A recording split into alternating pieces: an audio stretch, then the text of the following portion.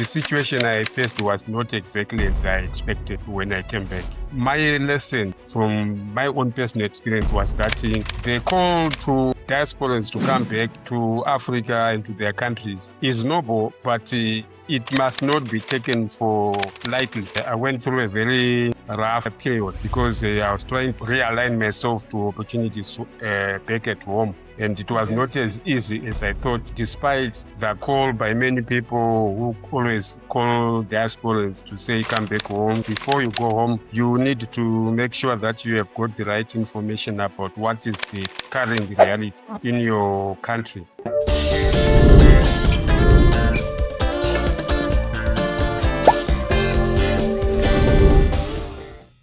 Welcome to Life Campus, and thank you very much for joining me today. I'm very excited about our conversation today. I'm joined by Mr. Simon Bere, who is a Zimbabwean Diaspora Returnee. He's now based in Zimbabwe. He was living in the UK for some time. He came to the UK to study and lived here and worked here for some time, and then he went back to Zimbabwe. And all he's going to do today is to give us information, advice, and guidance on how he did it, how he found the journey of going back home, how he settled, whether it worked out for him or not. What are the things that we have to think about when you are thinking about returning back to Africa?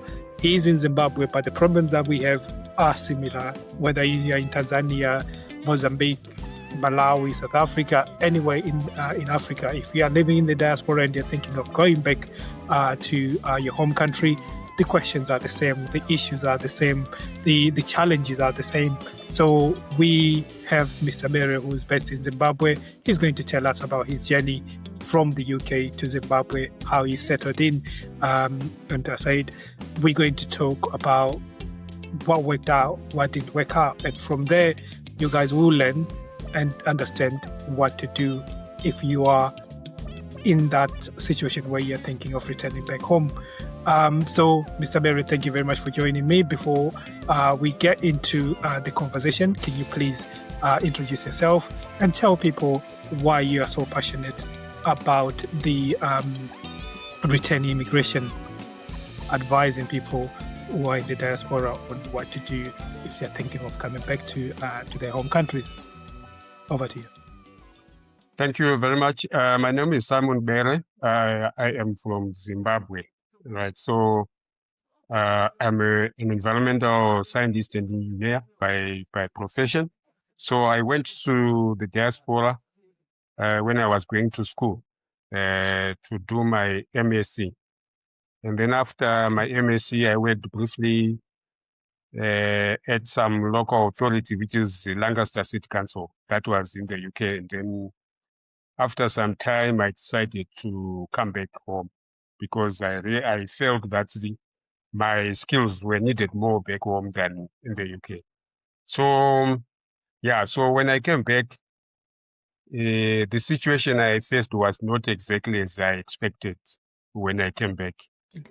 And I went through a very rough period because I was trying to realign myself to opportunities back at home. And it was not as easy as I thought, despite the call by many people who always call diasporans to say, come back home, come and build your country, come and contribute to your continent. So my lesson from my own personal experience was that the call to diasporans to come back to Africa and to their countries is noble, but it must not be taken for lightly. And it must not be taken for granted that once you are coming from the diaspora and you come back to Africa or to your country, then you are going to find it very easy. You are going to find the ground prepared for you to automatically and quickly, economically prosper, or at least to start earning a good living. So that's why I'm very passionate about sharing my experiences. Okay. So you are someone who has traveled the journey. You were in the diaspora, you studied in the diaspora, then you decided to go back to Zimbabwe. And this is something that's most people find themselves in a situation at the moment.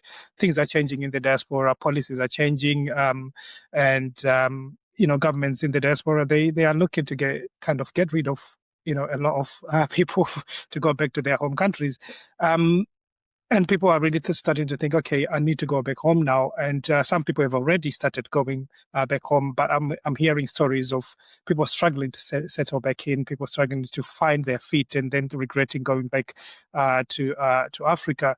So our conversation today is obviously to try and figure out what is the process. What does one need to do in preparation to go back to Africa, wherever it is in Africa, Zimbabwe, Nigeria, Tanzania, wherever it is.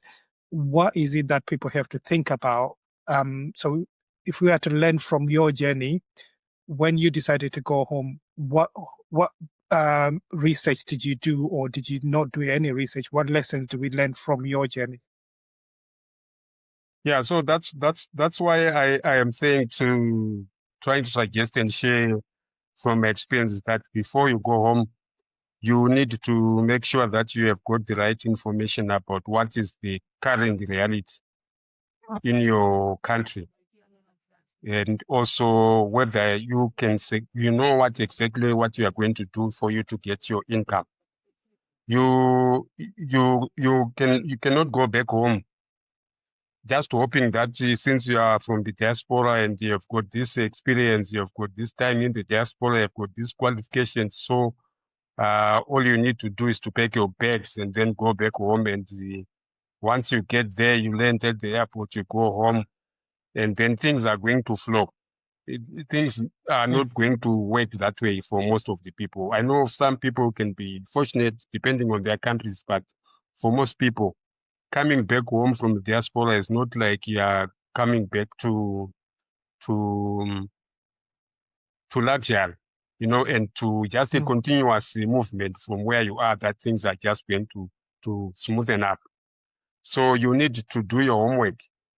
First of all, to understand the ground realities in terms of what you are going to do, the opportunities that are there, and exactly what you want to do. So it's the preparation, having the right information, not coming back out of emotion or being called back home and these feelings of patriotism, because those things won't work as soon as you land back home at the airport.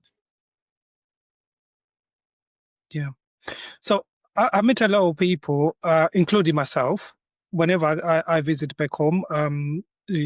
When I come back home, come back here, I'm thinking, yeah, things are, Zimbabwe is good. I want to go back to Zimbabwe. I enjoy that feeling of belonging, of understanding that this is home, this is where I come from. So that feeling, I bring it back, and I say, I need to go. And some people actually then act on that and just get up and go. But there is a gap there in terms of how you feel and the reality on the ground. What kind of practical steps you need to do if you are going to do a research? Let's say you want to come back to Zimbabwe and you need to research whatever area. What practical steps do you need to take? Because it's easy to just say, oh, you need to do your research. What research are we talking about? What are the specific things that people need to worry about or to concern themselves about? Obviously, there are things like policies. There are things like politics. There are things like the availability of opportunities, like if you want to go and work.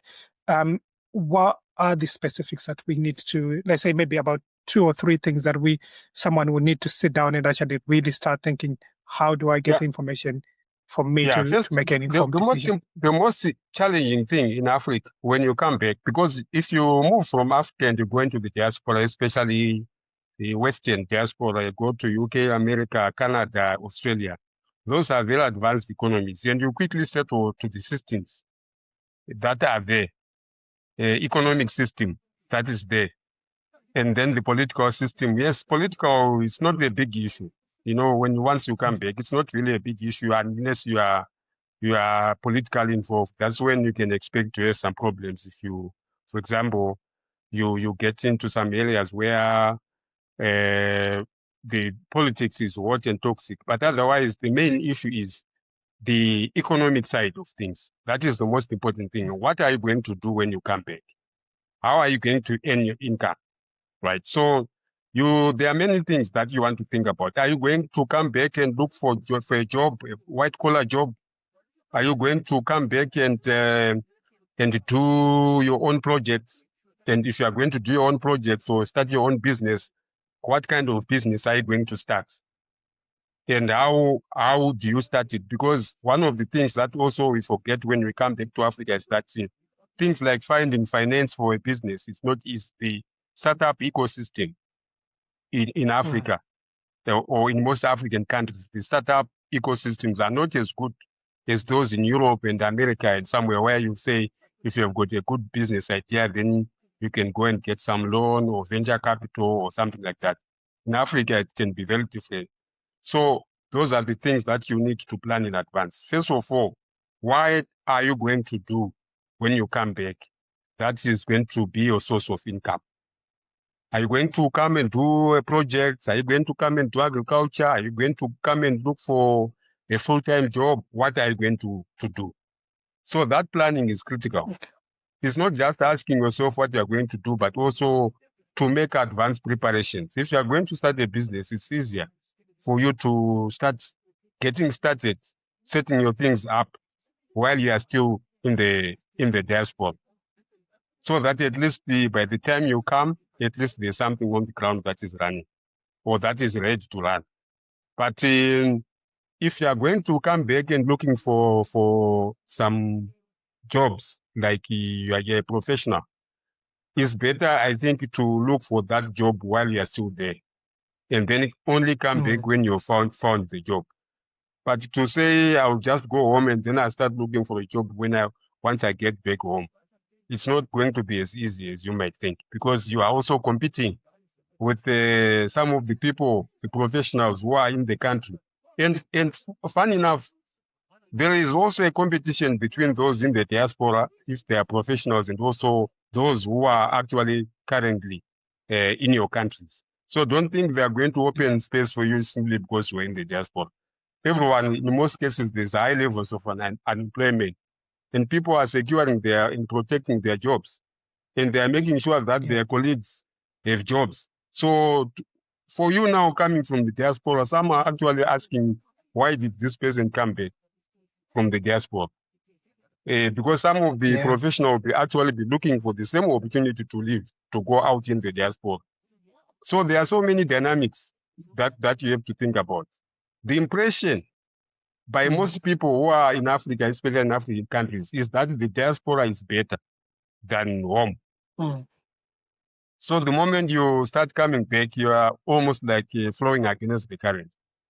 And it's another dynamic that we normally never think of, but it's a very real one. So people will start asking some of them to say, this person, is he crazy? Or why is he coming back? You see, unless if you are coming to start your own something of your own. But for looking for a job, it's a very different dynamic. So obviously you've been in the UK and you've seen how life is in the UK, and when you go back home, is there any need for someone to maybe shift their mindset, the way of thinking and their expectation when they move back to their home country? Yes, I think the most important thing is also to be realistic.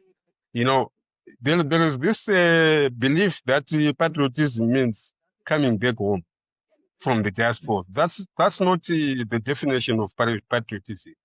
You see, it's the love for your country. You can still love your country and contribute to your country from where you are. You don't have to shift permanently to say, I'm going back home to Africa. That's patriotism, or that's the best way you can contribute. You can start your company in your African country while you are where you are. And we only come and run your company, but you can still go back to where you were staying in the diaspora. So it's lowering these expectations, and also not missing the reality that Africa and most of these diasporan countries, Like especially, let's say you are from Zimbabwe, go to South Africa. Even if they are neighbors, but the ecosystems are economic ecosystems are totally different. The social ecosystems are totally different. So when you come back from the diaspora, even you are coming back to your own country, there is some element of a cultural shock that you are going to experience because you are now used to the cultural systems in the diaspora, the way things are done in the diaspora, and you come back to Zimbabwe after 3, 4, 5 years, 10 years, you are also going to get into another cultural shock, lifestyle shock, because you realize that things are not the same way as you were experiencing, because already you are now living a kind of lifestyle which is Western. And then you come back into the country and you have to adjust again to make sure that you fit within the system, even if it's your own home. You are at home. But the reality is that you've been out of your home for so many years. And to come back, it's not just like you're coming back and starting like you just left yesterday, you are coming back today. So that long period of time outside in the diaspora creates a totally different mindset for you. So it's one of the things that normally we don't think about. That is, so many things are going to change, including your lifestyle. Yeah. So I would like to apologize. We had some technical issues when I was recording with Mr. Bere, and I could not get him back online. However, I hope you have found something and learned something, and you've got a lot of takeaways from the conversation that we've had with Mr. Bere. If you've got any questions that you feel have not been answered, please put them in the comment section below, and I will give them over to Mr. Bere. I'll also put his contact details in the description box below so that you can contact him if you wish to contact him directly. But I would like us to continue the conversation. So if you comment in the comment sections, if there's something that we missed out, any questions that you would like me to ask in the future when it comes to people who have already traveled to our home countries and have settled and they are advising us, let me know what questions you would like to know. What is it that you want to know? What is it that you're curious about, so that I know what to ask our guests. The whole point is for us to learn. I'm learning, you are learning. So this is the platform that we are going to use to do all the learning. So yeah, thank you very much. And please like, share, and subscribe. We want to grow the channel. So please help me to do that. Thank you very much. Have a good day all, and see you next week. Thank you. Bye.